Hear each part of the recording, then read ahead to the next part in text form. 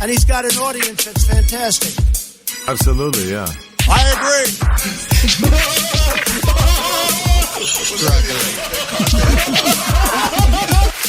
That's awesome. What up, world? Welcome to the 5's of the Week podcast, episode 122 with your boy Philly. Grandmaster B. And Hollywood Apple Snatch. As always, brought to you by 24th Street Pizza and the St. Clair Shores Green Hornets. So, Grandmaster B, how was your week, man? Been a shitty week so far, I'm not going to lie. You don't say. It's been a struggle, man. It's been a lot of things going on. You know, I work in the food industry, so the seasonal business is starting to take flight. You got a lot of people want your attention, and it's like, man, you can only be so many places so many times of the day. So long days, but it's worth it. What do you want to talk about? What do you want to talk about? What do you want to talk about? No, it's been kind of an interesting week, though. Well, that's good. Hollywood, how about you, man? Damn. Not too bad. Just working, going. I mean, it's Thursday, man. Time's moving quick. The weather played a very big part, being sunny and everything, you know. Good days. We're having people out there barbecuing. It's a good thing to see. People out there. Summer's on its way. I love it. We've been barricaded in over the winter. It's a good thing. So here's a question. Have you guys cut your grass yet? Oh, absolutely. Indeed. Yesterday. Twice from you. Yes. Eric, did you cut your grass today? No. Okay. No. I actually had mine aerated and I had it power thatched. Last week, the guy calls me. He's like, hey, if you want to get in right now, I could take care of you. You know, this is like day at a time. Like, I guess, come on by. And I'm glad he did it. And then I did my grass yesterday. So glad I did it. Yeah. Looks good. But man, dude, I got a lot of, my dog pisses everywhere. I got a lab. This dog pisses and he kills my grass, like instantly. Like if he pisses in one spot, the next morning it's dead. The lawn looks like a cheetah with all those spots. Yeah, it's ridiculous. Dude, what's in dog's urine that causes that? Very strong enzymes. Yeah. Yeah. Thought maybe I'm feeding something wrong. I didn't know. No, I think that's everybody. Yeah. Yeah, it's nice to see everybody out cutting their lawns. You know, birds are chirping again, so that's how you know spring is here and summer's near. So, big news today.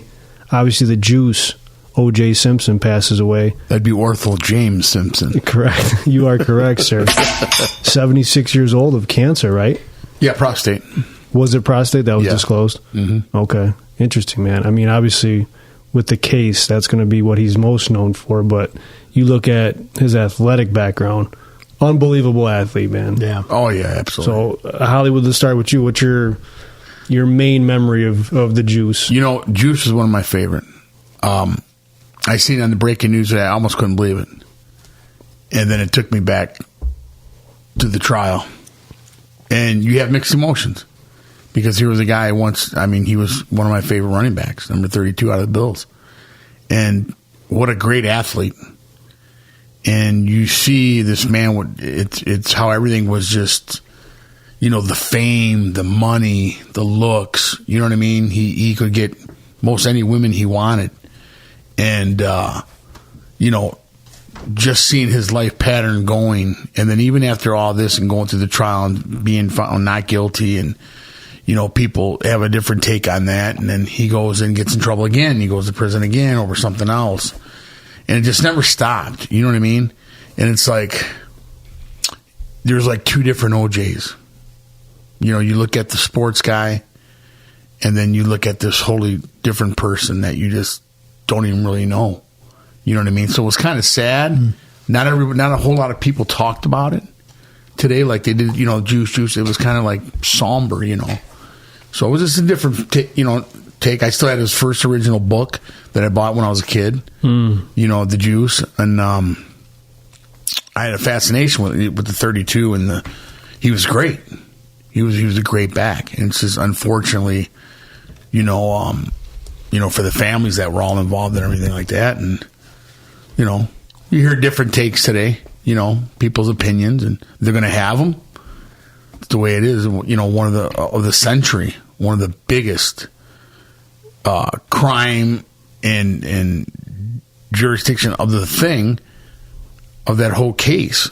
That was very huge. That stopped like a lot of the world, you know, the Bronco.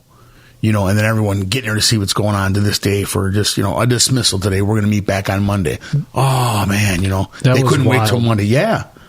They taped it. It was frenzy everywhere. Now, GMB, do you remember where you were when that whole thing went down? Yeah, ironically enough, my firstborn, Brianna, my wife was pregnant with Bree, and we were in a hospital. And I was in the waiting room while she was in the back, and everybody's gathered around a TV. Back in 1994, there were no big flat screens. There were these big ass consoles. I'm like, what the hell's everybody looking at? And again, the Bronco and the Chase, and then everything's coming out, and and it was just bizarre. And I was out of the loop pretty much that whole day because we were worried about my wife having her baby, so that wasn't even like, I'm not watching TV. I don't really know what's going on. But ironically enough, my daughter was born on June the 17th of 1994, and it was bizarre, like you said. There was a lot of I got married like 3 days later. Yeah. Wow. And I was just like, I couldn't believe it. All the evidence they were showing, it's just over and over in your head. Over and over and over. Can this man do this? Yeah, he was strong. He was looking at football, and you even see, like, even with the hits, like they say today, with the brain and everything, you just don't know. And then you see the length of it and how it was done. You'd love somebody that much. You were obsessed. You love your kids. You see, supposedly this goes on, and you go to the house, and she's swabbing on some other man, and then when your babies are there, and does that drive you insane like that to almost decapitate her head? I think he was innocent. Do you really? I'm just kidding. Oh, I was going to say, okay. But you never really know for we sure. We weren't there. We don't know. You know what I'm saying? You know what I mean? I took a lot of heat for that, but I was fucking around with people today, I know you were messing around, but, man, it was bizarre, like you said. But you go back to this athlete part. Everybody, there's such an asphyxiation with him as an athlete because he was one of the best in the era of his time. And then, again, you don't know what people are capable of doing, right? And the strength, it's just like, what drives one's mind to go to that level of like, I'm gonna have to do what I have to do, and we had what Cato, that was the yeah, he was like, how old was he? He was like 55 at that time, man. He was a kid, So figure it out, he was still strong. Yeah, it's sad all the way around. You just don't never know. But dude, think about like that trial when it was happening. Like Johnny Cochran, he had like a great lawyer. I mean, to be able to prove the littlest and minute details had to be spot on. And if there was a little bit of gray area, he played on that so well and convinced a jury. I mean, who didn't think he was guilty? All about that glove. Everything led to him. From the glove to the trails of blood and all this other crazy shit that was going on. There's been a couple different documentaries that were out there.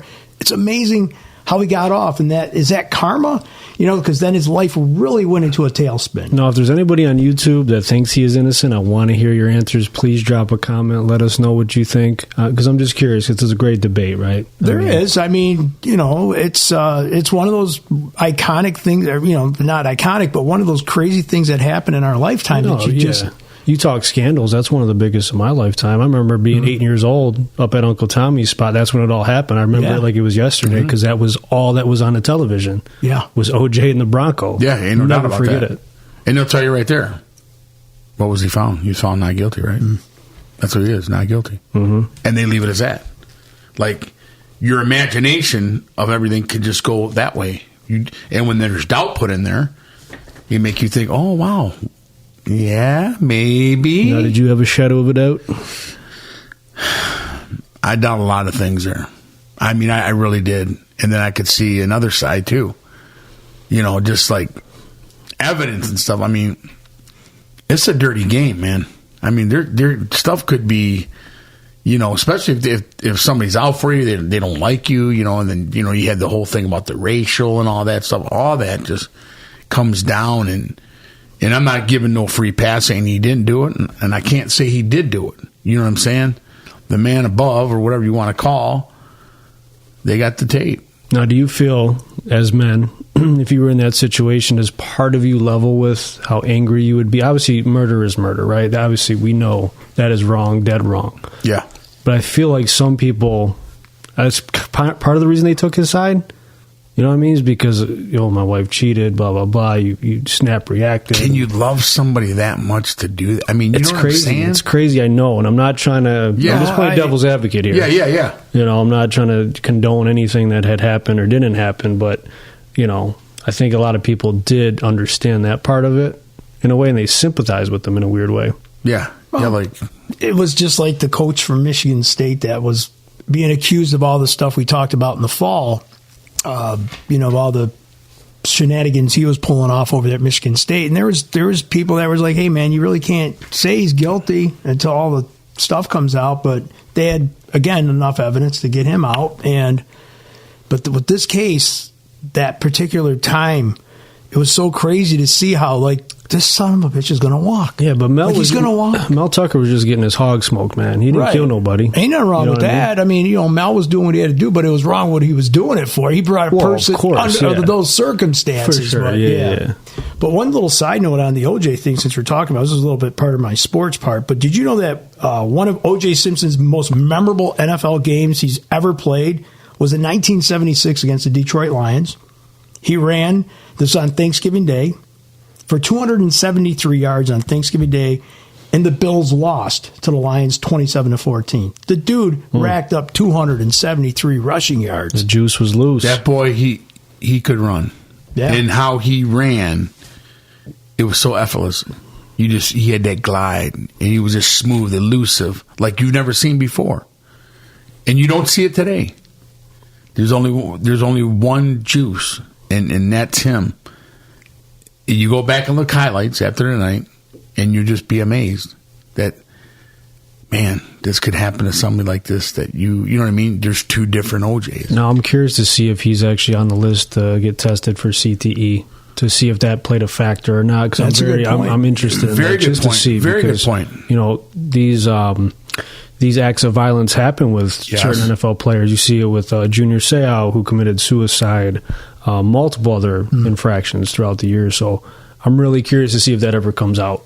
Yeah, whether they release it and the family allows it to happen. I think you have to approve that for them to go into your brain and find that. I think a lot of them have a tint of it. I honestly believe that. Well, it's a gladiator sport. You know what's happening. Think about it, man. These guys are taking these knocks like that. Your human body wasn't designed. Yeah, they could put the best helmet in the world on you and all that kind of stuff, but the impact that you're taking has got to have some long-term effect. And look at all the fighters, too. Look at Ali. Look when they showed, pictures of him in his prime. He looked all good, and look how he ended.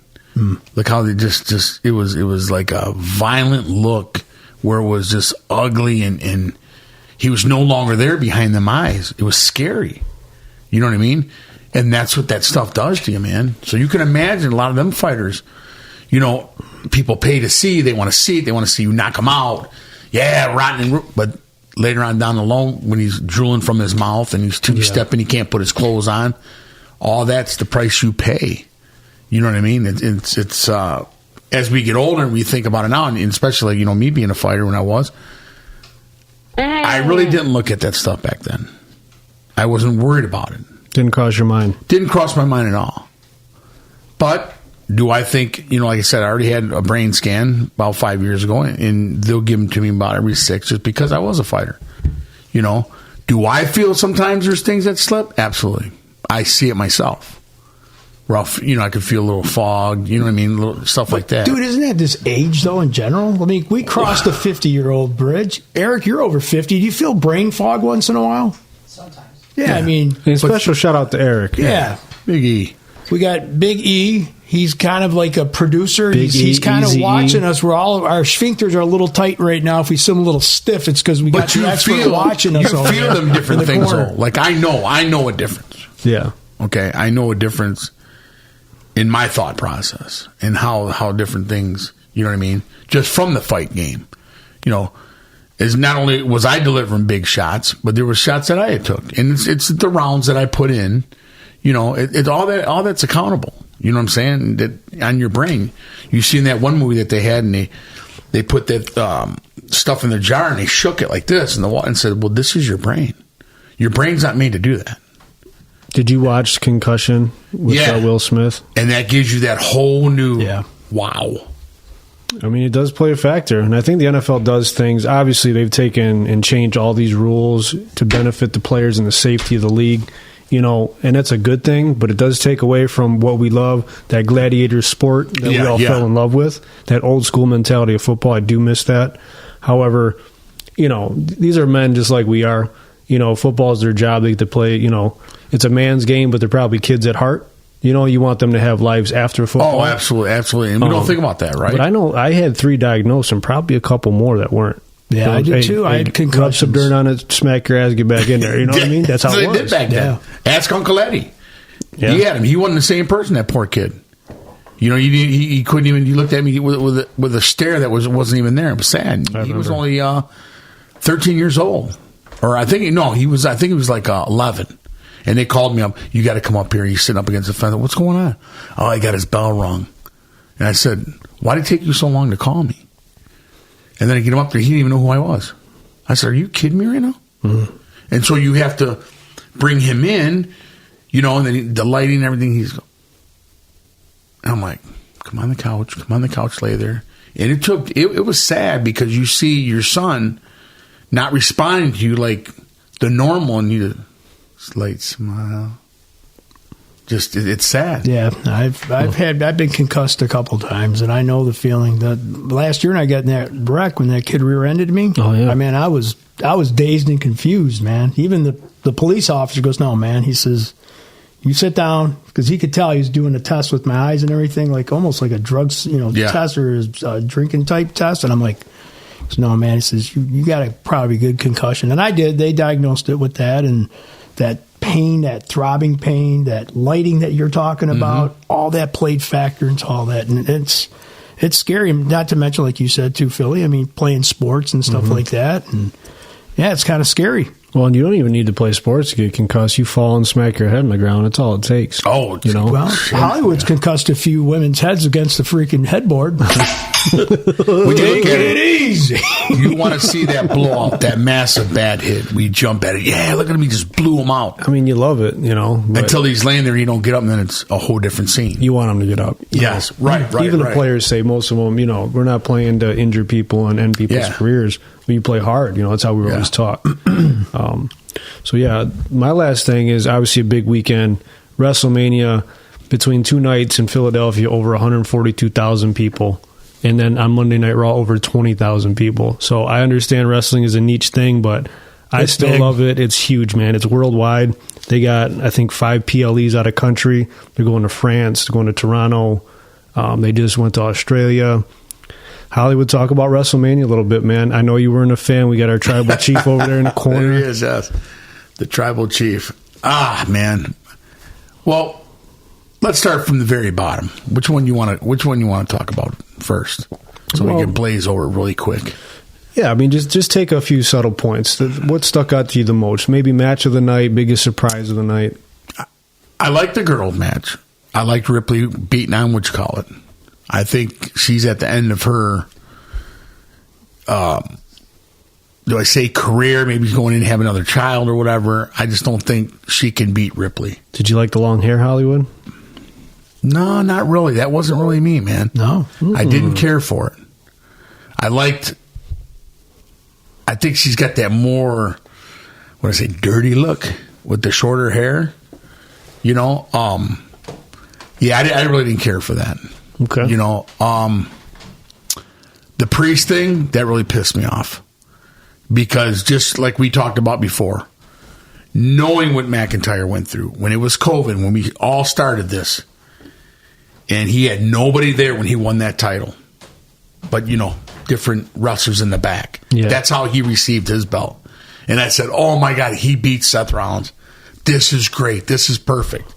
And then that happens. He comes down. I was so pissed, man. But you know what it is? It's a long game. They're going to Scotland in a couple months, I think in June. So I think they're setting up for him to win the title in front of his home crowd. The place will go bananas. It's a great story. Makes sense. It's like a male version of soap operas, right? It's storytelling. It's athleticism. It's all these things we love. So I think you got to look at it from that perspective, and I think you'll enjoy it a little bit more. Yeah, absolutely. Absolutely.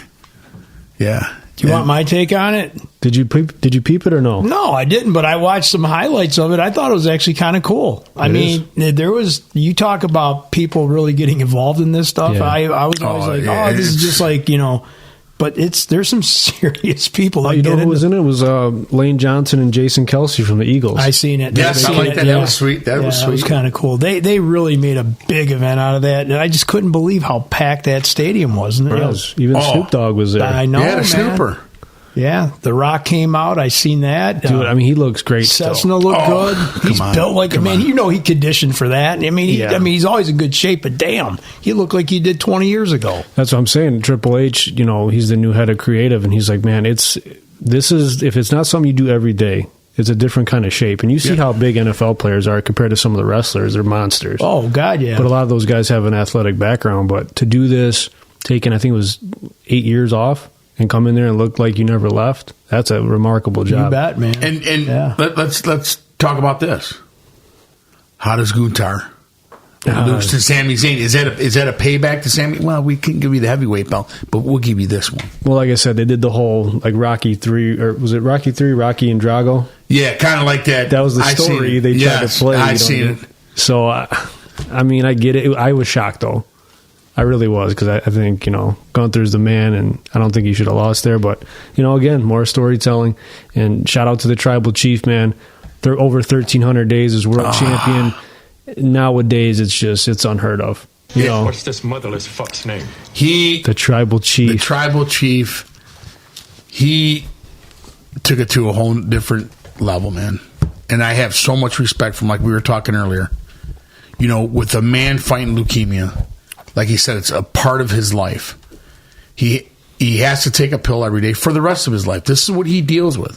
Family. Mm-hmm. That dynasty, that family is so big. If you've seen the thing I put on Facebook, the family, just how deep it goes. That's not the part that sold me. You know, because I don't feel sorry because you have an ailment or you're sick. Because I don't think that's the right thing to do. Okay, I'm gonna vote for it because you're this. No. Yeah. I did it because, like you knew, I wasn't a big Romans fan. Why? Because he couldn't speak and stuff like that on the mic. Well, he got good. He bought me in. Mm-hmm. And then I seen the massive power and just that toughness of a Samoan and the heritage of his father and Fatu and how deep what they'll go through. Like he said, the mountain, you know, almost, it's by Space Mountain. But it's the mountain and what they represent.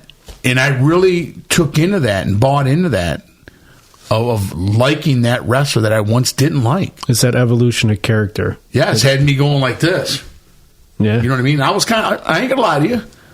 52 years old, I was kind of hurt. Yeah. You know, my pops was like, you really? I'm like, yeah, I'm kind of pissed right now. I'm like, I'm just kind of pissed right now. I'm pissed. I mean, did you like... No, I was pissed. No, okay. I was like... He's taking this shit serious. Roman, you just don't lose. I mean, you're the Tribal Chief. Yeah. You know what I mean? And, you know, and especially with The Rock, too. Rock was smooth, too. He's the man, the final boss. And then The Undertaker shows his ass up in there with none of his stuff on, that old badass hat on, and he just looked old. It should have been Stone Cold. That would have been good. Yes, I could have dealt with Rock that. a stunner, call it a day. I could have dealt with that. Finishes his story. Not with Undertaker. And then he goes running back down the aisle to get back into his suite. Yeah, that's stupid. Yeah. That pissed me off. Yeah, it was a spectacle, though. Yes, man. but very good. Very good. So last thing I got, a shout out to my mom. Birthday was Sunday. My brother Nick, who's a big listener to the show. Happy birthday today. Happy birthday. Aunt Vicky. Aunt Vicky, yes. That was last week, too. Yeah, last Friday. Another year older. And what'd you get her? Man, I just show up, dog. I just show up. It's yet to be determined. It's yet to be determined. Come on, man. Yeah, we'll figure it all out. She's like a shortcomings. They laid down the show, man. You know what I'm saying? Take it easy. Over to you, B. All right, man. So TMZ reported about Ricky Martin's awkward. Did you guys hear about this, first of all, about Ricky Martin? What is up? He went up on stage during the Madonna concert. She calls someone up on stage every show. Well, it was in Miami this past Sunday. And, Ricky Martin, he got up on stage, and he was caught. He got a boner, man. Come on. Yeah, no bullshit, man. It's he was hard. He was hard, man. During the concert, he took a seat next to Madonna, and they did the song Vogue. So all of the dancers the male dancers were giving lap dances to Ricky Martin, and there was footage of him, and he sprung, dude. Guarantee he Googled that pic, too. And there's actual footage of it out there. I mean, it's an all-on fucking hard-on, dude. When he was trying to disguise it, he was trying to cover it up. And I would say that's a normalcy of a man, because if you ain't, then you evidently got a little problem. Yeah, but dude, you got fucking 30,000 people in an arena Someone's watching rubbing on your your grid. center stage, and you got a bunch of dudes dancing, and you got a boner. I mean, if it's a dude, then now if it's a girl, no. Well, if it's a girl, I mean, Ricky Martin's gay, though. Yeah.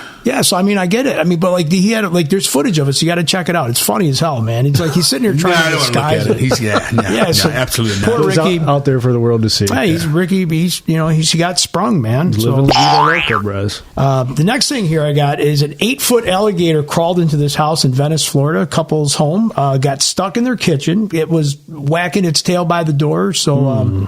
So the lady came around the corner expecting to tell someone she's at they're at the wrong place, and then next thing happens, this freaking crocodile make its way into the fucking kitchen. And could you imagine? 8 foot, and there's footage of this. So could you imagine? Like, that's part of Florida that you don't want to be around, right? You got alligators, and I said alligator, but this thing ended up coming in through like the mud room, and it crawled its way into the kitchen, and it got stuck. And so they had to call the conservation people over to get this damn alligator. Don't let them get them gators out there. Get them gators. There's a picture of that gator right there. Smokes, yeah, it's a real deal, man. Look at this thing just sitting in this. Oh, God. Yeah. And don't forget Could you take him, Hollywood? I wouldn't mess with it. James and Jennifer Crumbly, parents of the Michigan shooter, sentenced to 10 to 15 years in prison. Seen that. They are the first parents of a mass shooting shooter in U.S. to be convicted of involuntary manslaughter for this attack. They were sentenced on Tuesday, 10 to 15 years. And if you listen to what she said, it really made no sense. I mean, I get it. Like, you're going to be in prison for a while. But don't you guys think that the parents do take responsibility for some of this? There's a lot of neglect. Some of it for sure. I haven't followed the case closely in a while, and I don't remember all the details. But yeah, I mean, you were raising this person. They live with you. There has to be signs. Can you blame it on them 100%? No. No. But you can't enable either. You know what I'm saying? But there's signs. We could go on and on about this. We talked about this a little bit on previous podcasts, but there was a lot of signs from counselors at the school, and people was like, hey, we think and she kind of brushed it, under a rug, didn't think much of it. And then dad went and bought him a gun, and that's where bad things can start to happen, right? And so there's accountability now. So this is the first case ever where a parent is going to actually be convicted of a crime. So the father bought him a gun, his own gun, and where was that gun? Was he just have a free will to it? It was supposed to be locked up in a gun case, but the combination was 0000, just the way every combination starts off till you set it. And they never changed it. There was counseling that was going on at the school. So he grabbed his own gun. He didn't grab his dad's gun. He took the gun that his dad bought for him and took it to school, put it in his backpack. The day he did that, he was in a counselor's office with his mother, and that's where they're, counseling the parent about, hey, we really think he needs help because there's a lot of, about the case. Yeah, right. There's a lot of things with the way he was writing stuff on paper, but I guess the point of this conversation is this is the first time this has ever happened where, we live in a world now that's pretty scary, right? I mean, gun laws and all this other stuff. I know there's that fine line between, the right and the amendment and all that other stuff, but there's also a lot of people that, I think there's legislation going on right now in Washington where Biden wants to start checking, he's going to change some gun laws, which I think they should have done that, about taking black market guns, about how the administration is going to take steps to crack down on unlicensed dealers, right? So, usually if you're a licensed dealer, they have to do background checks. But these unlicensed dealers that are putting together these kit guns and all these kind of stuff, they don't require a license. So therefore, there's a loophole in a system that allows people to sell guns to criminals or bad people. And that's the shit that's out on the street right now. And so it's always going to be. It's always going to be like it until somebody steps in. Now, will that stop everything? No, because at the end of the day, if there's a need to get, they'll find a way, right? Oh, for sure. Just like this dude that got popped with all that fentanyl, enough fentanyl to kill 20 million people. And this guy's living underneath our nose right here in Metro Detroit. That was ridiculous. It took somebody to, maybe like Eric's point, we were talking about how to network stuff. Somebody networked, and like you said, the guy that was bitching the most on the interviews, like, bitches get stitches or whatever, snitches get stitches, whatever you say. Yeah. Those are the people that were probably pushing the dope out there. So, but think about all of the bad that's happening between all the drugs and everything like that. It's sad, man. So, in my opinion, yes, I think those parents got what they deserved.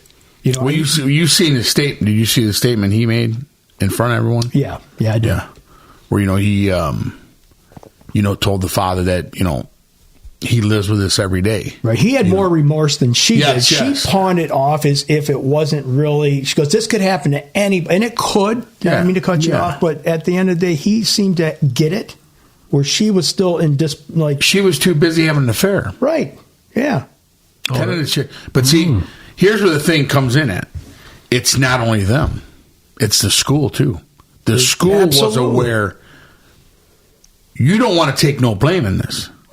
But there's more to come. That school is going to be held accountable, too. Because 100%. anytime you stop it right there. You're not going nowhere with that bag. We will call your parents on it. We will go through that bag. And why didn't they go through it? Because exactly. the gun was right there in the office. Protocol. You could have stopped that. If you're already getting a little whacked upstairs and this kid, your mind's not even developed at his age. As an adult, it takes, I don't know how it all works out, but your mind at 16, 17 isn't 100% developed. No bag check up if they have any suspicion. But that adult that took this kid in with the counseling session with his mother, and he's carrying it. I mean, let's just make sure everything is cool here, because he's acting kind of strange.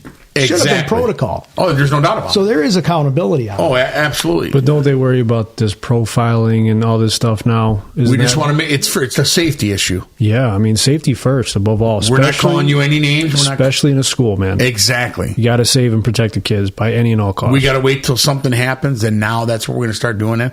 If they think, like I said, if they think something's suspicious with us, they'll say, "Can you open your bags?" And we have to open them before we walk in. Mm-hmm. Okay, look. Okay, go ahead. Now, could you hide it? Okay, because they're going quick. People are coming in, but they will look. Any suspicion, or go to this person over, he's got this money, or he's got a gun in this bag. They will come. Their security will come. What's in the bag? All right, you ain't looking at my bag. We'll take you off the premises. Yeah. Can I ask you something? When you go to work, because you work in a very large place, a lot of people, big factory, do they have metal detectors? No, they don't. There's guns and everything there. And doesn't that concern you, though? Because you know people that probably are packing. But what if someone goes off the deep end? I've been in it. It can happen. I've been in it. I've been around stabbings there and someone get pulled a gun on and all that stuff. Yeah, and it got crazy. They could just call them up, come get them, escort this guy. It could have went real south. Could have went real bad. Absolutely. And that's kind of like, unfortunately, you have to start to think that you don't want to think it could happen. It could. It could. It's happened but to that's supervisors. The world, again, we live in. Yes, yes. I don't think they take enough of it where there should be, because there is some people that ain't all that good that are there. And they don't, it's not to be like a scared or this or that. It's just, it is what it is. You just don't, you know what I mean? And be a law-abiding citizen. They could just be having the right to arms or whatever, and they're protecting themselves. But what if that person's on lunch and they know where someone's jacket's at? It could happen, absolutely. Hey, I think, so-and-so's got a gun in there, and I take it because I'm mad at my boss, and all of a sudden, you become part of the 6 o'clock news. Yeah, absolutely. It's tough, especially like if you have to terminate somebody, and they're kind of a volatile person. Anything can happen. Oh, we had that issue. We had that issue about 10 years ago. And all the signs were there. And you was just you see when that person is just not right. Okay? And people are like, man, there's something wrong. You know what I mean? Just like, wow, all right, just stay away, don't, whatever. Well, he comes up there and the man confronted him and said something. He said, I ain't doing nothing. He said, yeah, you are. You don't want your job. He goes, no, I'm going to go to my bag. Went to his bag and zipped and pulled his pistol out. What? Wow. I was going to shoot him. And then when they found me, they got him, took him out. This guy had a list of names all on it. There you go. My Come point. on. Swear to God. What precautions? I mean, that's kind of, again, guys. But all they did, you know what happened to him? Sent him to another plant.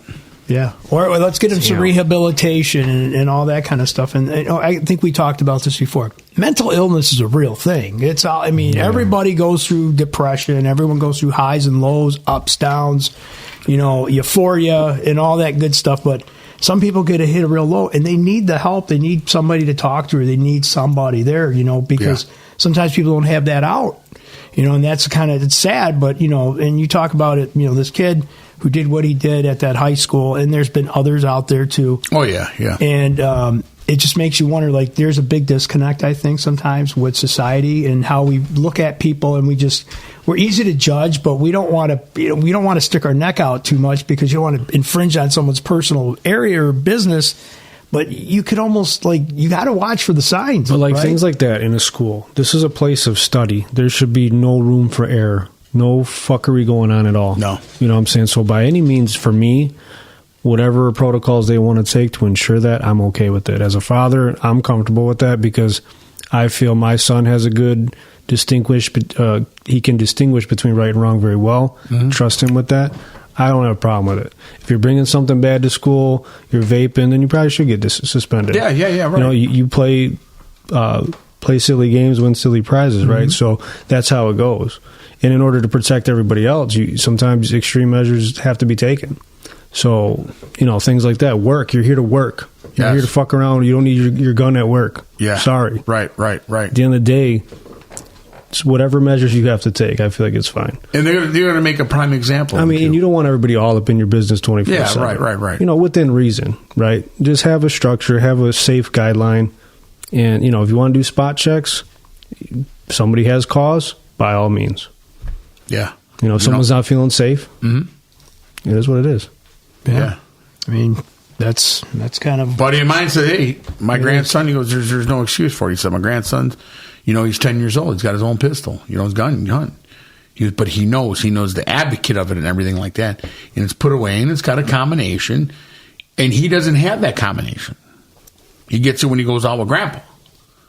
That's when he goes. And he understands and he respects the gun. You know what I'm saying? Like that. He said, so there's no, and you see these kids dying every day. Mm-hmm. Getting a hold of a gun. Why is it under a pillow? It's underneath there. For what? The environment some of you live in.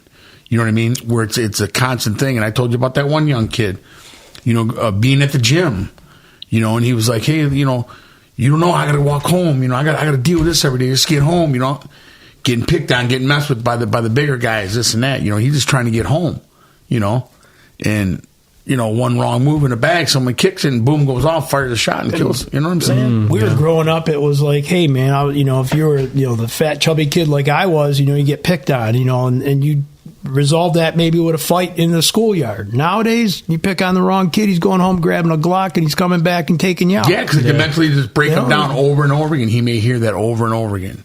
He's just a piece of garbage. He's this, and then he starts believing in it, and he keeps hearing them voices over and over again. You're no good, or you're fat, or this and that.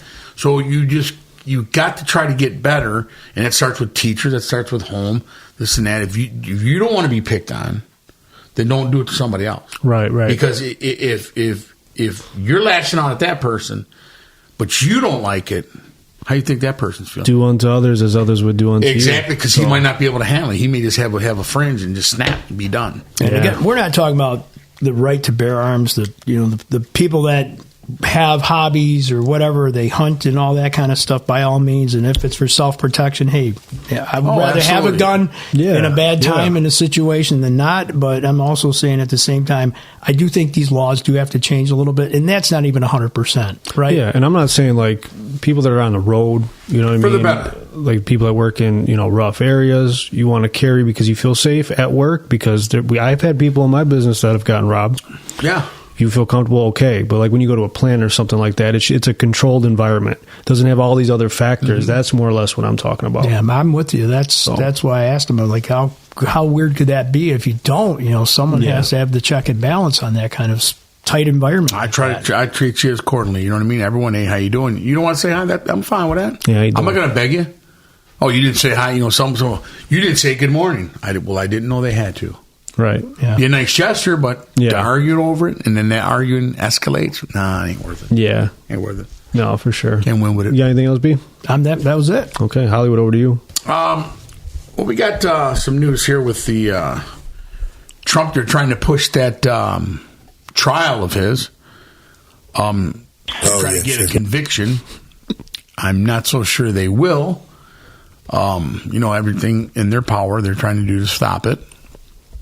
That should be coming up in the next week or two.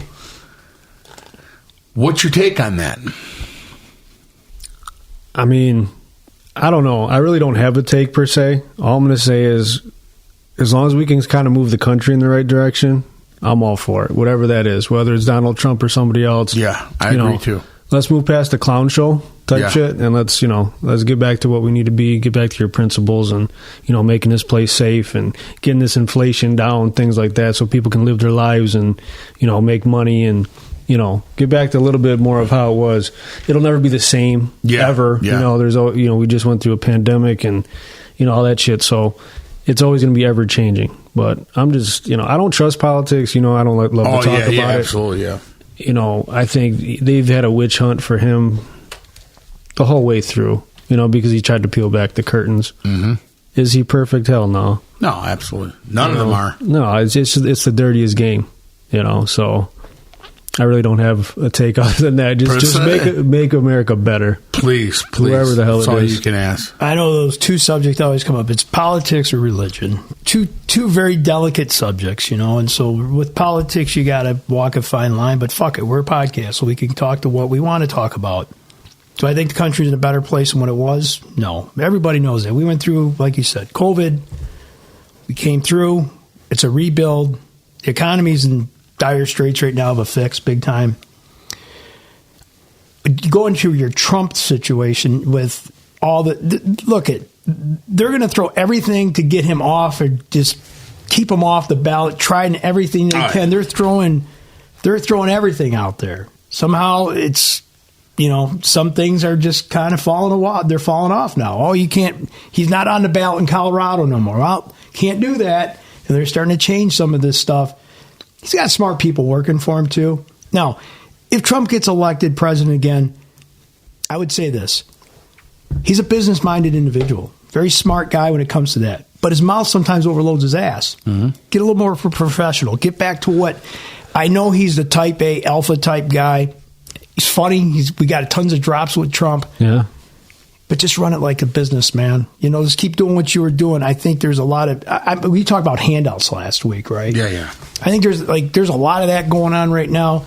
Cost of living is hard. You get Philly, you just got a 5% increase, man. You didn't get a pay increase. You got a cost of living increase. Mm-hmm. You're not making no more money than you did a year ago, per se, because everything that you got for a raise, so to speak, is just going off to offset what you're paying more for. Food cost over the last 4 years is up 48%. Mm-hmm. Look at what, eggs are costing. And they could call it bird flu, or they could call it mad cow disease, or they can just say, it's a transportation cost because of diesel fuel. Yep. Yeah, all that logistically plays into the factor. But fundamentally, I think we got a super overinflated housing industry right now.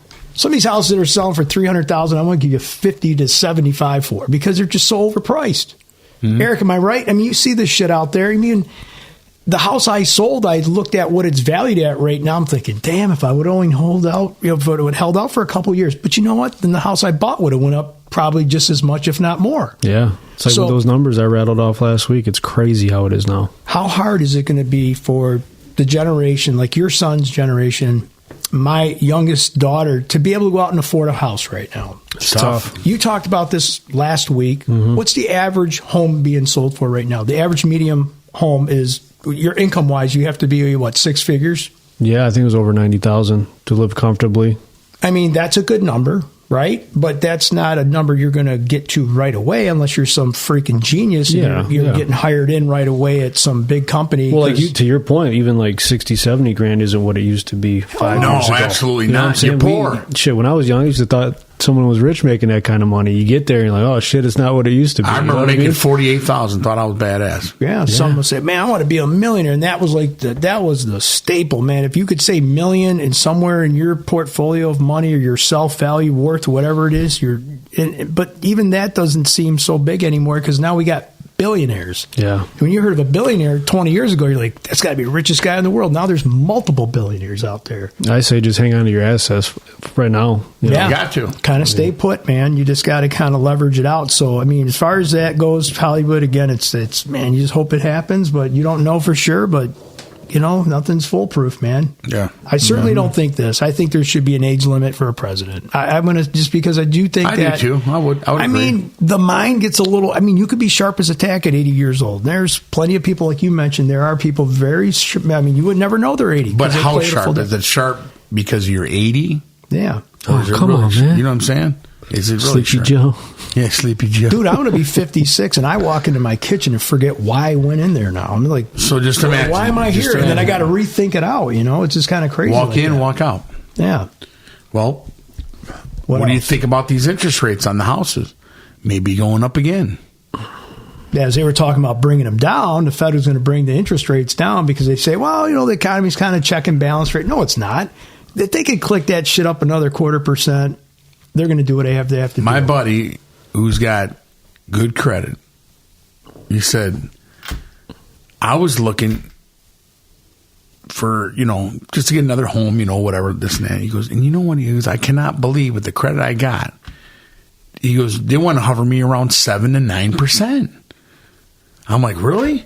But they set the rates. Yeah. If you have high tier credit, say you're a 750 or higher, 720, I think is the That's the still high for a benchmark. house, though. Yeah, but and there's some that are paying 11. But dude, I was paying 8% back in the 90s. I swear to God, my you know, I didn't have top tier credit. You know, I built that over the years.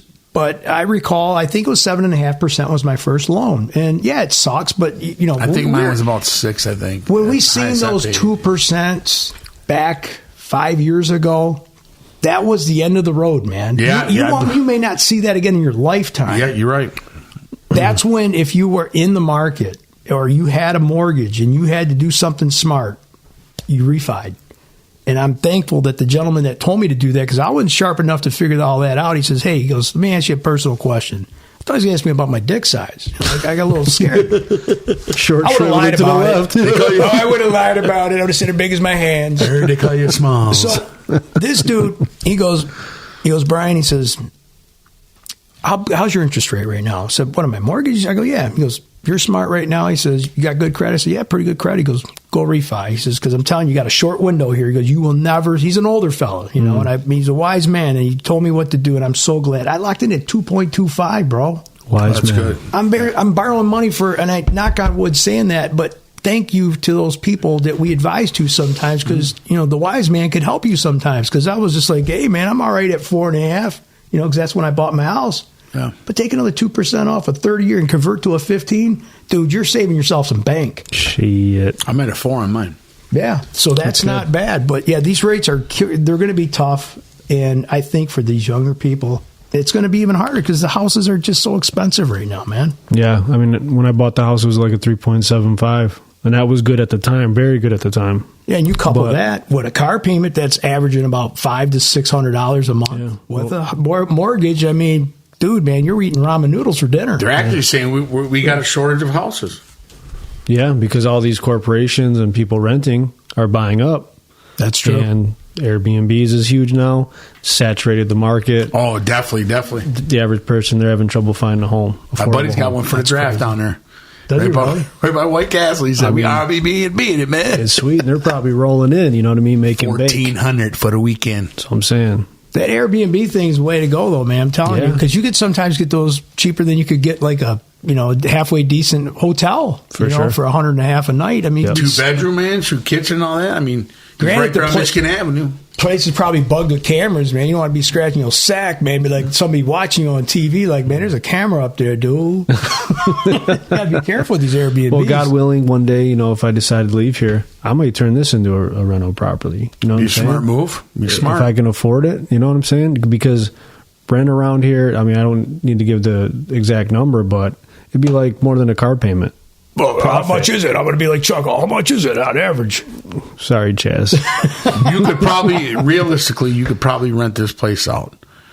Your size and everything, your location, probably $1,600 all day long.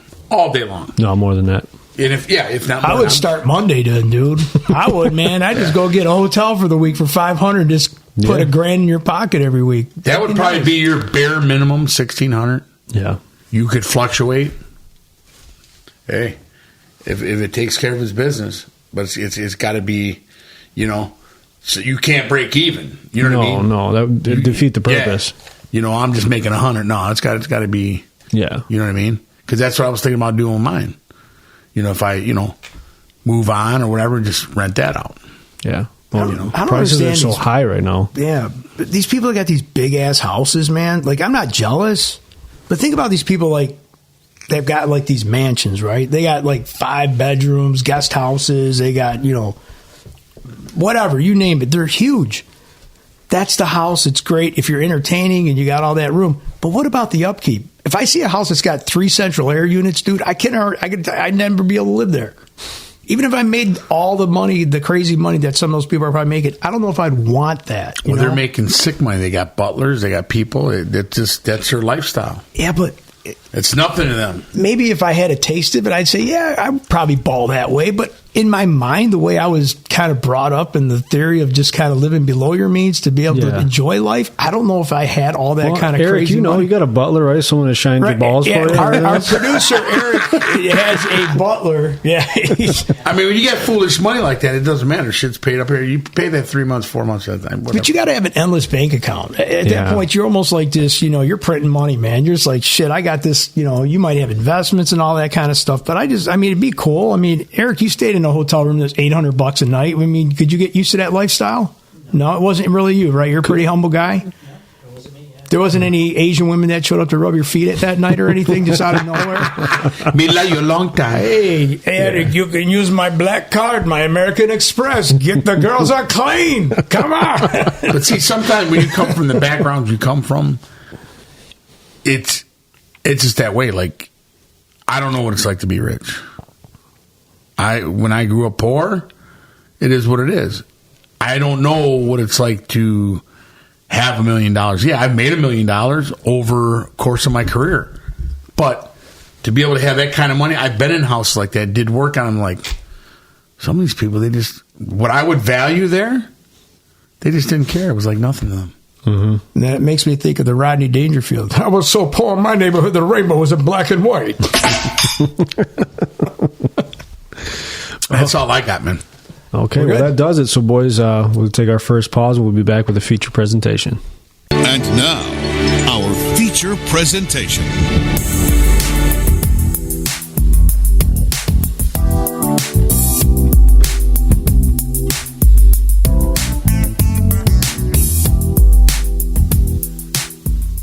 All right, y'all. It is now time for the fives of the week, as always, brought to you by 24th Street Pizza and the St. Clair Shores Green Hornets. So, Grandmaster B, go ahead and take it away. Yeah, guys. So, one with what I call this featured fives of the week, the mixed bag o' questions. So, we got 5 unique questions. We'll give our answers. Mm-hmm. And we'll start with question number 1. And we're going to start with you, Philly. And how do you want to rotate this here today? Oh, I thought you were starting it. Oh, I want to start it. Okay, that's why you picked on me first. Can you rub that pickle over there? All right, so the first question is, what 2 big turning points in your life do you consider to be the most significant?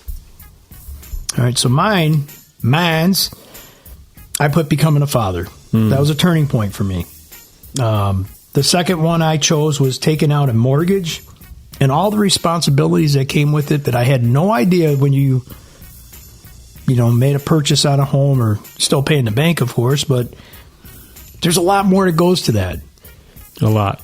And, all the bills, hot water tank breaks, you start to realize, like, holy crap, this is a responsibility. And that turning point of growing up and saying, well, man, it was cool when I used to live at home and I didn't have to worry about nothing. Mm-hmm. And I reminded my kids of that, too, as they were, still bitching about, things. And I'm like, one day, I turned into my dad really quick. I'm like, one day you're going to understand what all this means. And now my daughter's, she's got her house and everything. And she's telling me to shut the door. Yeah. Dad, what are you doing? Staring in the refrigerator? There's nothing else in there. I'm like, oh, I'm just trying to give a little payback. So so that was kind of like some turning points right there. No, very good. Very good. Hollywood, go ahead. Nice.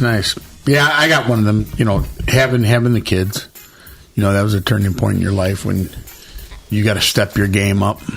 You're bringing life into the world and how you're going to raise them and everything like that.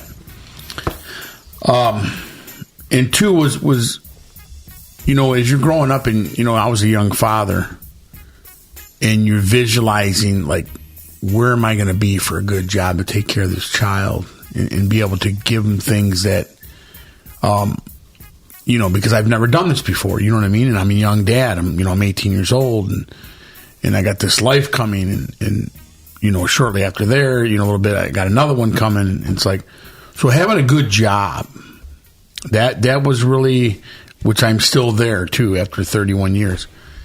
And having that type of a job that that's going to pay the benefits and where you're going to be okay.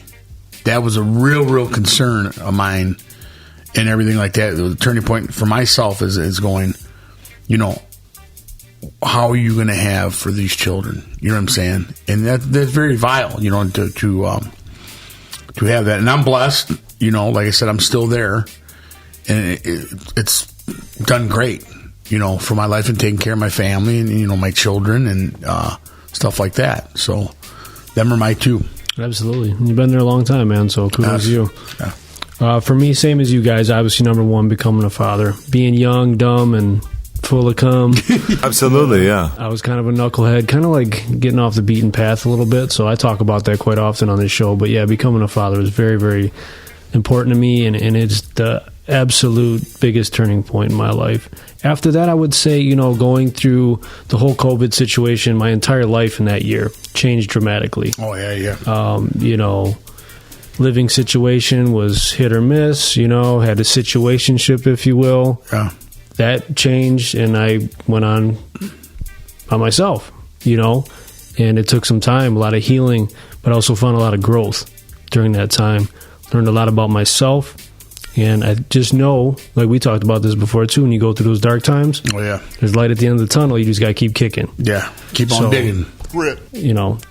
Got to have grit, baby. So I think that whole COVID situation, not the pandemic in general, but just that time frame, huge turning point in my life. Oh yeah, give you a whole different aspect, of like, look how we got all this together. You know what I mean? We go back to that COVID. That's the first thing you think about with this podcast when people say, well, I said, well, really?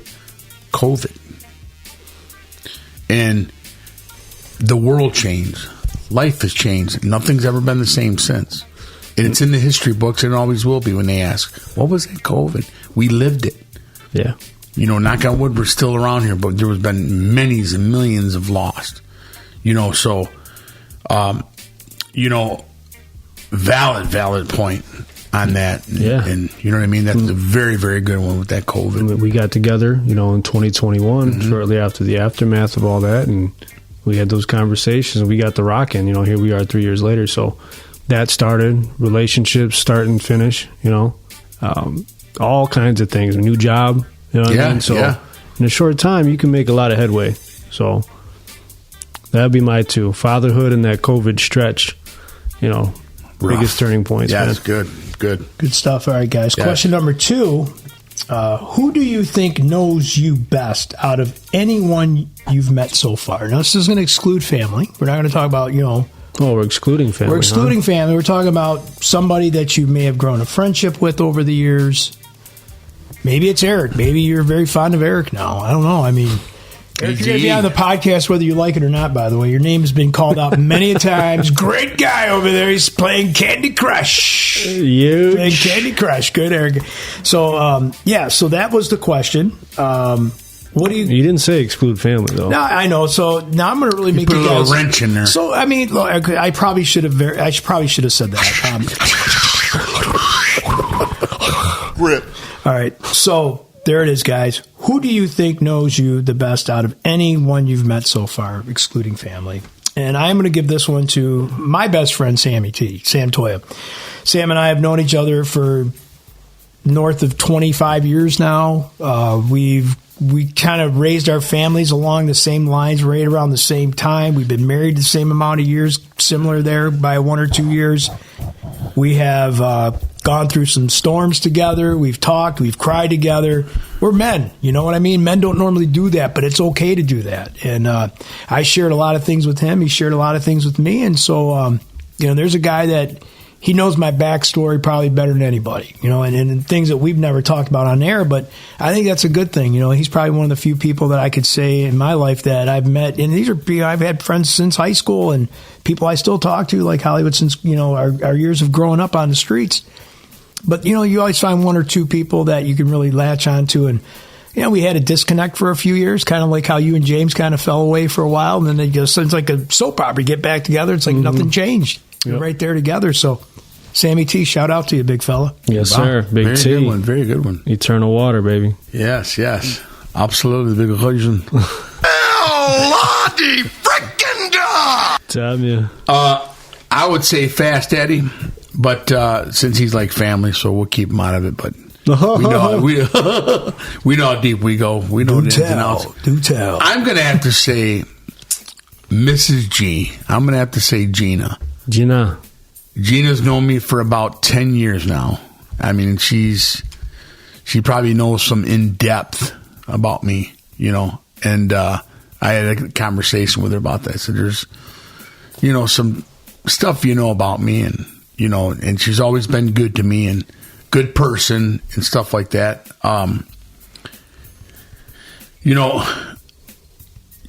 She knows a lot about my life from, divorce and stuff like that, and she went through her own stuff like that, but I've known a lot about her too. And, still friends. Unfortunately, we really don't talk like that anymore, but that's okay. She's a good person and she knew a lot about me. I could express myself and she would listen and she would tell me different things, not like how I should live my life, but different things, you know what I'm saying, like that, and that meant a lot. So, and I would have to say her. Now, is she like a family, or is she just a friend, somebody you worked with? We put family out. Okay, like cousin, right. Not like that. I mean, not family. Yeah, I want to know all these details. I want to know about the details about her. Like I want to know about Brett Favre. Pickleitis. Yeah.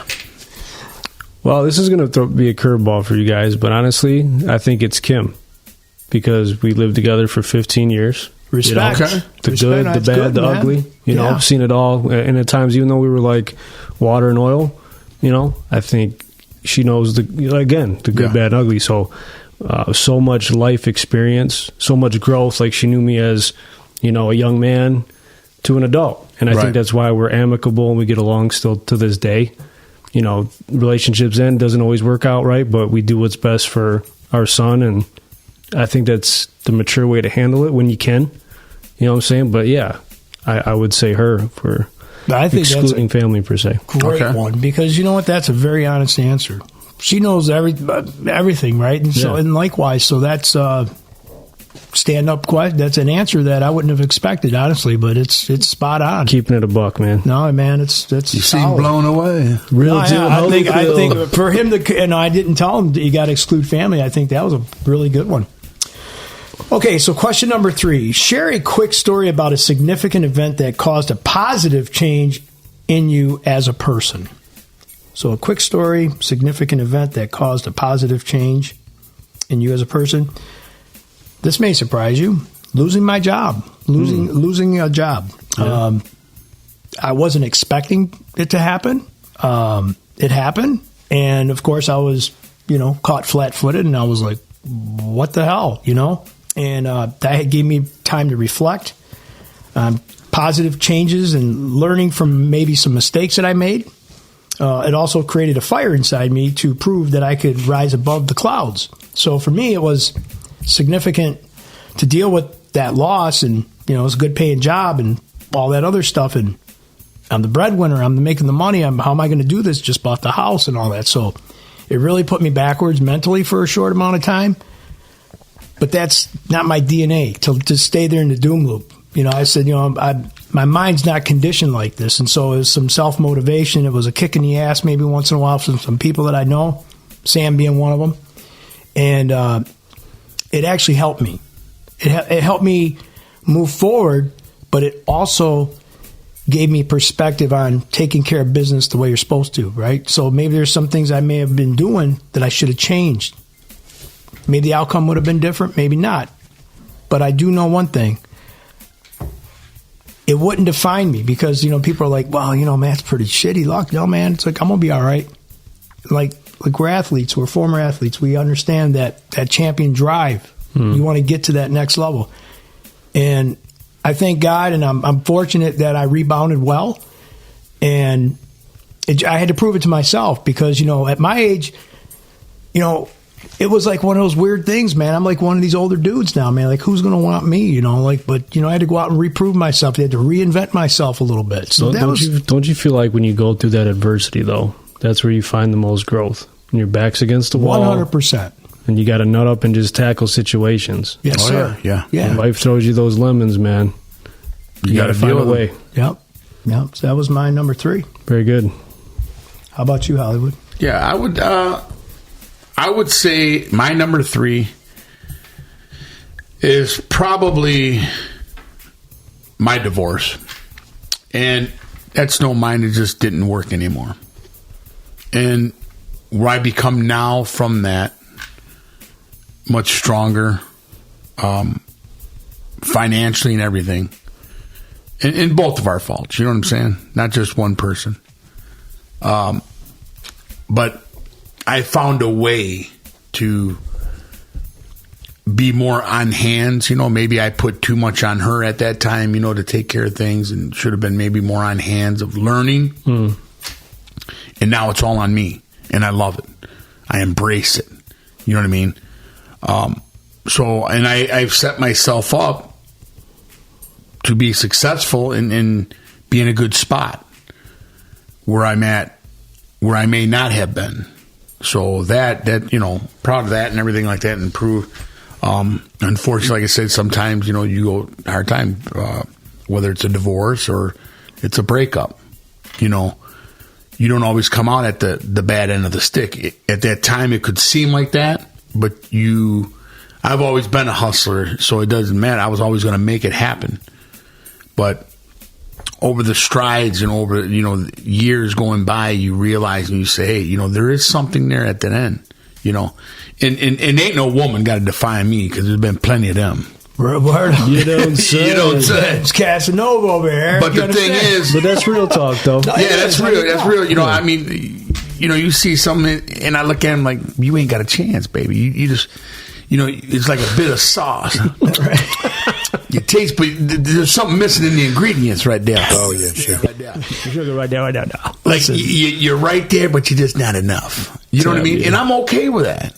You know what I'm saying? But like you said, you learned something through this, yes, right? I mean, it helped you out. I got a buddy of mine who's going through a really, really ugly divorce. Oh, right yeah, now. dude. I mean, I feel bad for this guy, but he's at the point where he needs somebody to talk to, right? And I said to him, man, look at dude. She's trying to take him for everything. I mean, the house, the kids, I mean, you name it. It's just ugly. And this guy feels like he's a man without a world. And I said, Jay, listen, man. Just take it one day at a time. I'm not in your shoes, so I can't feel what you're feeling, but I'm giving you my point of view. And really all I needed to do is let him talk. Yeah, and he thanked me after an hour and 15-minute conversation. I kid you not, Philly. He needed it. Guys sometimes need that. People need that again. Mm-hmm. But this guy just he needed somebody to vent to because, he don't have a brother and all this other stuff. Nobody else to talk to. Yeah. And he was just like, he hadn't been himself lately. And I didn't want to infringe on his personal business. But then he spilled the beans and, like you said, there's light at the end of the tunnel. Yeah. Right? Yeah. There's definitely light at the end of the tunnel. Whether you're fighting for custody or you're in it, someone's not willing to take care of children the way they're supposed to, somebody's going to love them enough to fight and keep them kids in custody of them. Oh, yeah. They got better morals. They have standards. They have an ethic, that is, they want to do what's right. That's a good parent, Yeah, right. And you've always stayed tight with your kids through all the battles. Yeah. And you know, all the bullshit money you had to spend, but then sometimes you're like, okay, is the money I'm giving to her? That's what his concern was. Like, she's taking this money, and I know she ain't spending it on these kids. She's walking around with a brand new Coach purse and all this, and she's like a free for all. Oh, no doubt. And that's probably one of the worst things that a man, a father, you know, and even me, I was in that, and just knowing that's not what it's going for. And you overcome it after a while, and you just say, you know what? I'm doing my part. It's up to her to do her part. Now, if she don't do that, that's going to be on her in the end. If that comes back on her and says, well, you didn't give me this, and my dad gave me all this. I did. You can't blame me. Yeah. I did my part. So I was like that until I turned, you know, the switch on and said, oh, no. I know I'm doing right. Whether if you talk to me or you don't, I still love you. I'm your daddy. And that's the bottom line. You know what I'm saying? I did my part. I took care of my kids. I paid to the very end. You can't say I didn't do my job. Yeah. So you just kind of wipe your hands. He'll come through it. It's just, you know, he's been stung. It stings a little bit. Mine didn't. Mine's, different scenario. You called it a business decision. That's what you said last week. You know, some people go through it, but mine was a business decision. Best like for he's running an business. enterprise Best for over there. business. He's got a business decision. But there's still hurt in there. You know, one side gets hurt over there. You know, it's. I wish the best. I'm going to be at my best, and that's all that matters. How many years were you married? I think like 17. I forgot, over the years. 17. 22, 23 years. Together, overall 20 You've been on a run ever since, or whatever. Yeah, that's what I'm saying over there. And we all been in long term, so we get it. Yeah, I think, you gave me beautiful kids and all that. And shit breaks down. You know what I mean? And that's just the reality of it. And I don't sugarcoat it. It just, it broke down, and it was just done and over, and decision had to be made. And, you know, because there's always people that hurt in there. Kids are always going to hurt because they always want, why does mommy and dad why can't they be together forever? Yeah. You know what I mean? Every kid wants that. That's how you draw it up, right? Yeah. I didn't believe in divorces. It had to be done. Mm-hmm. It's just the way it is. So once you got that mannerism, I knew in my mind that this is the way it's going to be. There was no sadness for that.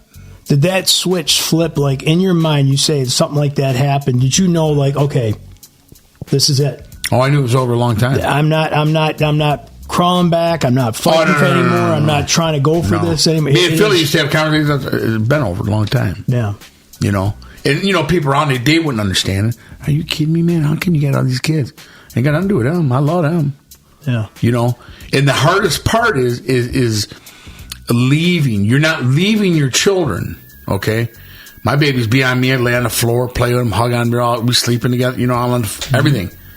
And to be away from that seeing them playing, that's when you got to pucker up that bottom lip because it bothers you when you're sitting in that chair all by yourself. Right. And you're finding yourself out, okay? Because you went from ruckus and everything all over hearing kids, Daddy, this. To it's silence. Yeah.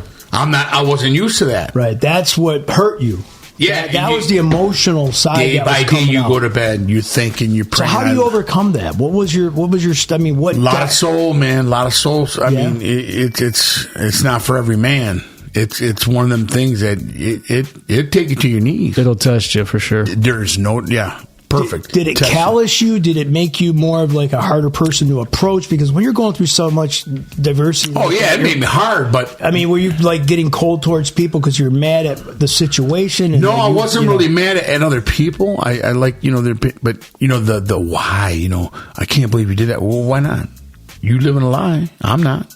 Yeah. You sugarcoating it over here. Just make the decision and end it. Now, did you feel at any point, I'm sure you did, but I'm going to ask you, there were some mistakes that maybe you made that you wish, not maybe wish you could change, but maybe moving forward you would change in a relationship? Oh, yeah. I mean, I made a lot of mistakes. I made a lot. That's a real man. He's admitted. Yeah, I made a lot. I made a lot. I wasn't perfect. And I'll raise my hand in it. I wasn't.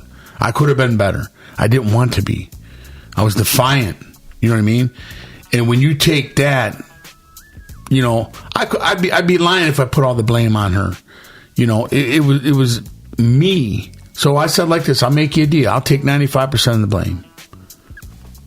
Well, now here you are all these years later. Do you still feel like there's backlash from that? Effects from the family and whatnot and what have you? Yeah, like, we don't talk. I choose not to because it's nothing any positive to talk to about. You know what I mean? You mean talking to her side? Yeah, or her. It's like I go back to that, like I never left. Take you to a negative place. Right. And it's just, and then this. You like your life now. You didn't change. You didn't change. It's been 12, 13 years. Come on now. You know what I mean? Yeah, and that's where, the growth is not there. You know what I mean? And it's interesting. Yeah. Hearing it from a different perspective. Yeah. Like I said, I wish you all the best. I really do. There's always going to be hard feelings in the beginning. Good, Bob, this and that, but you get over that. It doesn't even matter. It's like, you get some back, he ain't ever getting there. I would get married again if I want. If the right one, ain't no doubt.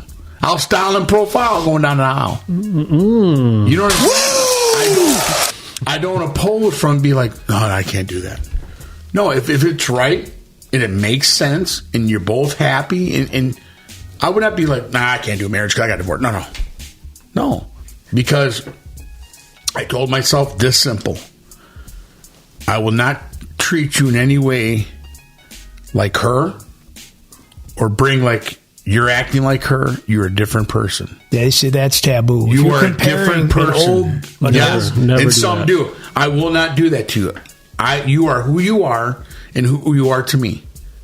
And you matured in your years now, right? So now you're at a point in your mind where, here you are at the midlife point and mentally you're more mature. I see things differently. Different lens, right? You're seeing things from 20,000 feet up now instead of just at ground level. Yeah. Being that, gladiator that's just I'm going to see it my way and it's all, So you had to soften up a little bit, right? Well, I wouldn't say soften up.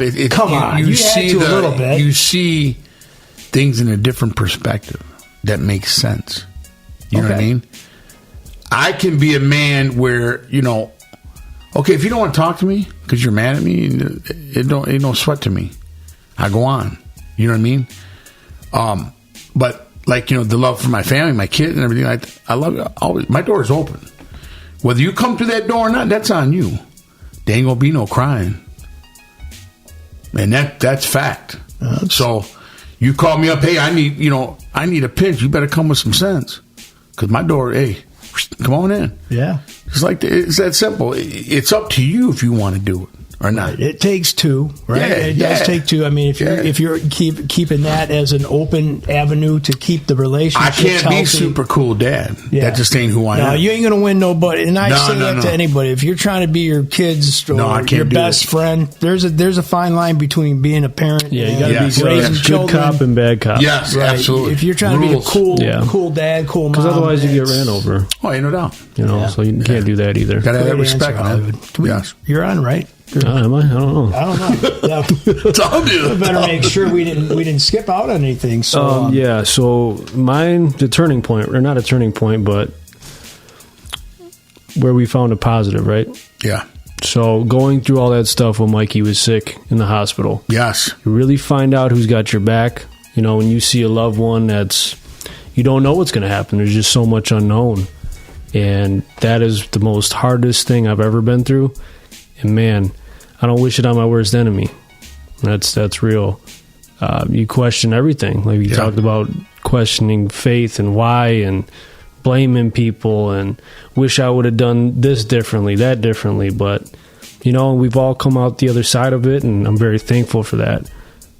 But I learned to just appreciate the little things, not take any day for granted. I have my days where, look, I'm packed out. I just need to chill. I need to disconnect once in a while. That's okay. Absolutely, yeah. And I will never feel sorry for that because no, you shouldn't. I got to prioritize, man. Absolutely. You can run yourself ragged. So I did so then. And, you helped me out. Hollywood, you called me every day. Like, you guys were great. My family was great.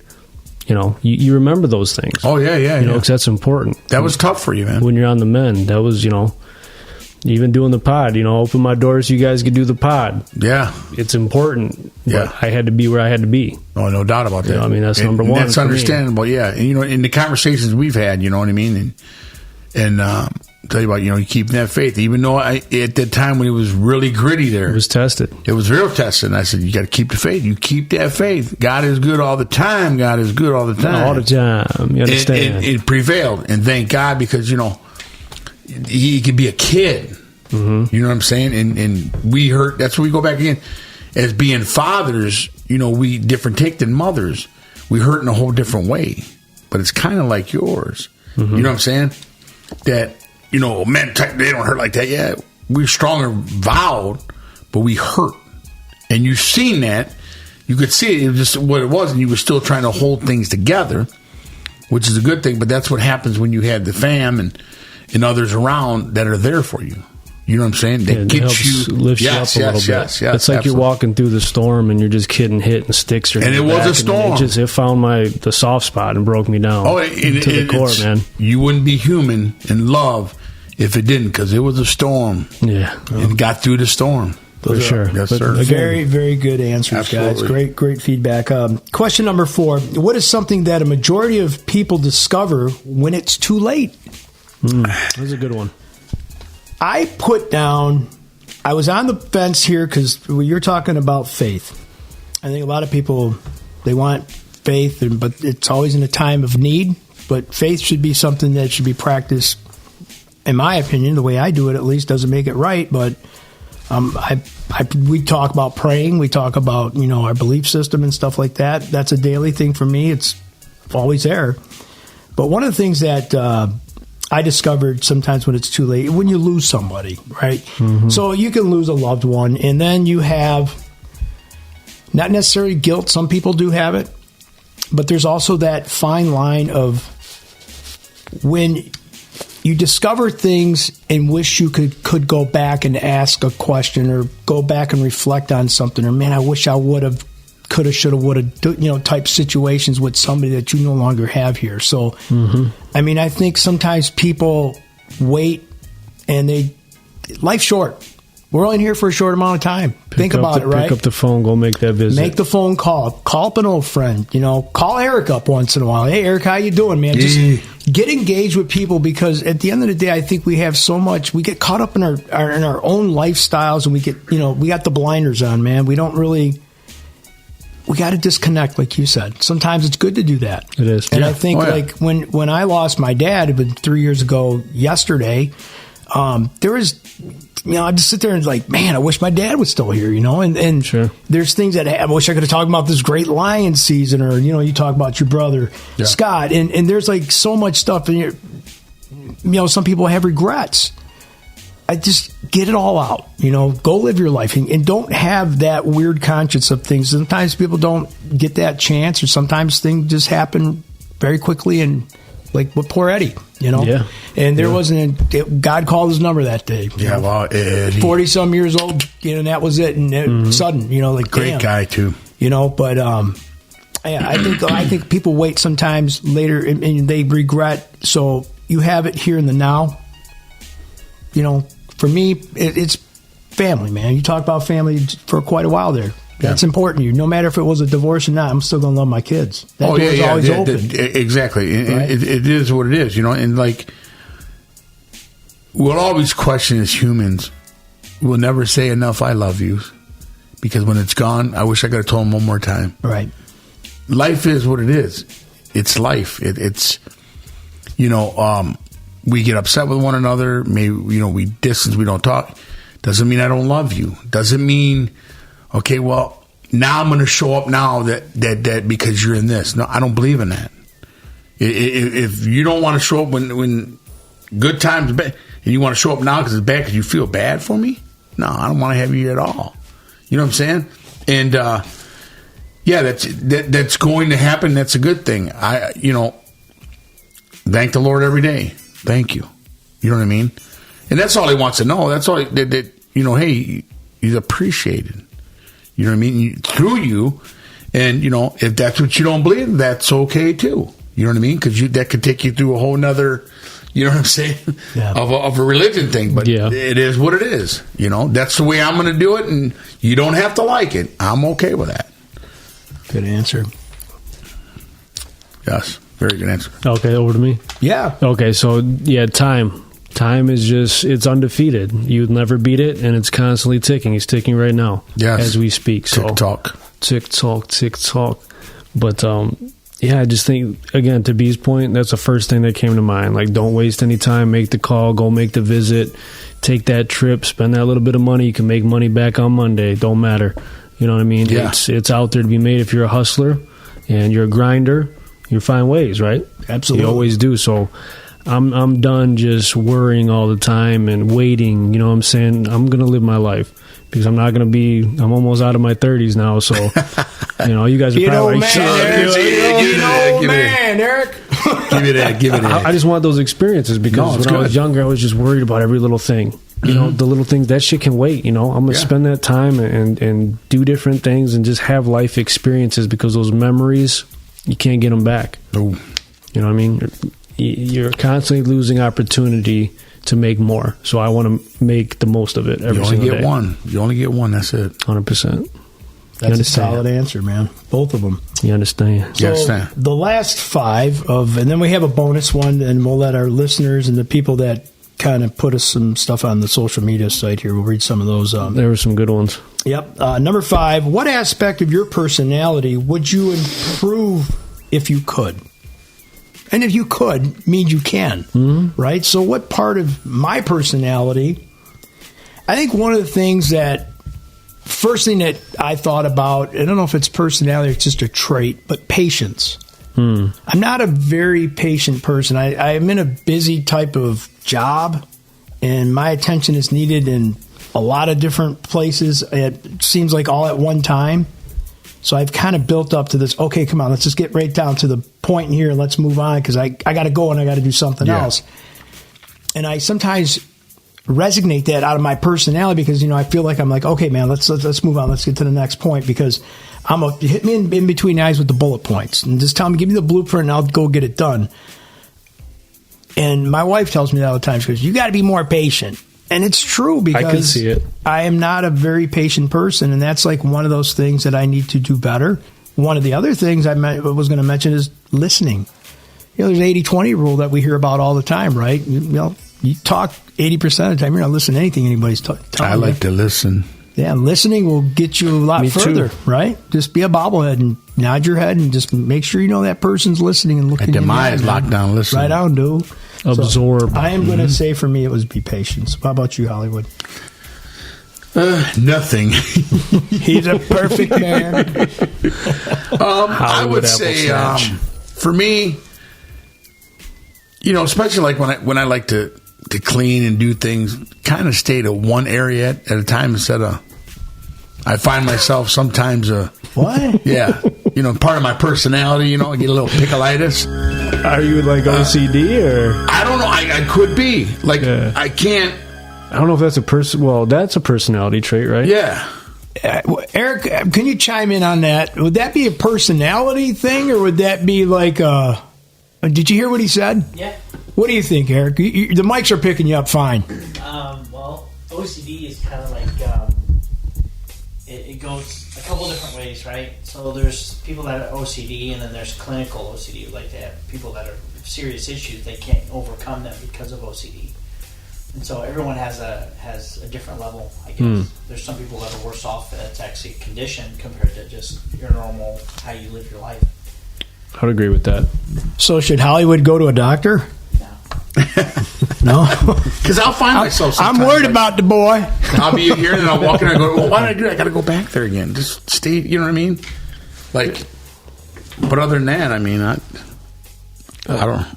Okay, well, fair enough. I guess I like it because I do have those traits too. I like my ways. I like my being stubborn. I know the one I get called out for too is the hot-headedness, but I never want to lose my edge. No, a little bit of an edge. For me, it's overthinking because that's something I deal with, in my mind, and that's my biggest battle. Yeah, maybe overanalyzing. And something pisses me off. It pisses me off. Yeah, it is what it is. People don't have to like it. Yeah. And I don't have to like what other people do sometimes. But at the end of the day, it doesn't mean I don't love you. Doesn't mean we can't get along. Right. Okay, but I just I overthink too much, and I think your mind can be the biggest prison in the world. Yeah, absolutely. If you allow it to be. So definitely, those are good ones. Okay, so you guys ready for the bonus question? Yes, sir. What are 2 things you should purchase to make the cashier uncomfortable? 2 things you would just randomly Can I go? to bring up to the counter and make the cashier go, oh my gosh. Can I go? And we got some great feedback here, so I'm going to... Wait till you hear mine. I'm not saying I've used these, but I would say just my goofy mind and thinking it would be anal beads and KY jelly. How do we know that? I You think don't that would say. be a very You don't uncomfortable say. situation if you showed up to the counter with some beads and jelly, and the girl reading up going, "Is that going to be it?" And I'm like, hold on, I think I might need another 2 of that KY. I mean, it would just be messed up, man. You know, like just to think somebody would just be off their axis like that. Is that jacked up or what? It's fucked up. All right. Manager, can you please come to aisle number 3, please? Hollywood, come on, it's your turn, man. I'm out there, dude. Oh yeah, I was going to say this. Coming up there, you know, pulling up in there and putting them on there, and big old bottle of lubricant and some very large condom, sheepskin perhaps.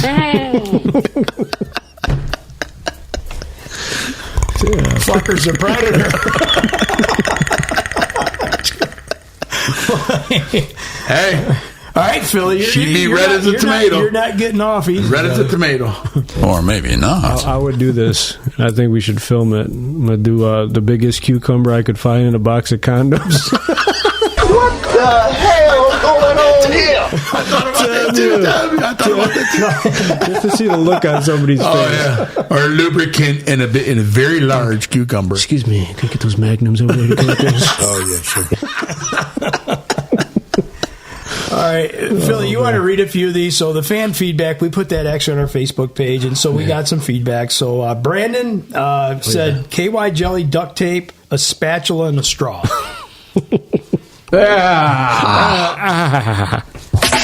Eric, as you can see, we have a very weird audience, so this is what makes our show a little unique. Crystal Gibbons, Chuck's wife, pressure cooker and 10-pound bag of nails. Ooh, that'd be interesting. Terrorist. Yeah, That looks like a terrorist terrorist. type shit, man, right? Gibbons, damn you. Johnny Gibbons. Q Rich said duct tape and condoms. Where are these people's minds I at? think it's from a movie. Oh, is it? Okay. think so. Joe Renton. Snibbins. Joe Renton says a plunger in KY. Something wrong with his ass. Absolutely, yeah.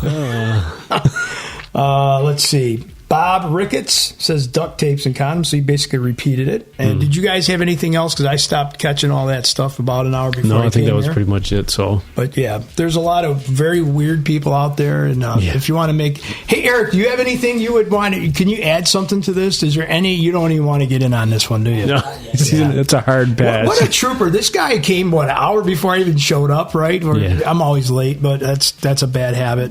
Shout out to Eric. Thank you for the you info. so much Look for forward to sitting working in. with you, man. For those that don't know, we're talking about this gentleman that's sitting on Philly's former casting couch. By the way, hopefully it's not sticky over there still. Don't mind the stains, bud. Oh yeah, sure. Eric has this great background in audio, video, web design. He's a savant when it comes to this kind of stuff, and he was connected to us by a mutual friend of mine. He's going to try to help us to get some production stuff up and running so we could fine-tune our podcast moving forward. 100%. And Eric is one of these kind of guys that, for him just to sit here and listen to this crazy shit, No, we appreciate credit it. to man. him. Thank you. He may need therapy tomorrow, but No, tonight wasn't too bad. He didn't see no, it nothing wasn't. yet. You listen to some other shows, you might So- say, I never going back there. Hollywood, you got any closing words? Yes, I do. Oh, boy. To my tribal chief. Who gives a fuck? He will be back stronger than ever, baby. W. Roman Reigns. Roman Reigns, great guy. You know what he's got? There we go. He's got grit. Yes. So thank you for watching episode 22, or 122. I'm sorry. 122. Oh, Lordy frickin' God. There's only about 100 off, so remember to email us at 5stheweekpodcast@gmail.com. Listen to us on Apple and Spotify. Follow us on Facebook, Instagram, TikTok, and here on YouTube. Love y'all. Be good.